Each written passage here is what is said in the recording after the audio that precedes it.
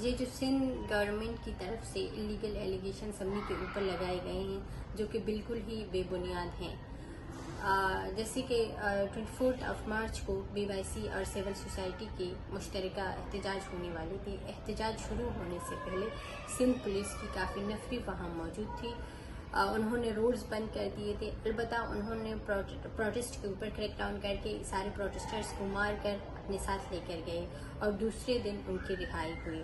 رہائی ہونے کے 10 سے 15 منٹ بعد پھر سندھ گورنمنٹ نے آرڈر دی 3 MPO کے تحت سمی کو واپس گرفتار کر کے وہ لے کر گئے جو ابھی تک ان کے پاس ہیں.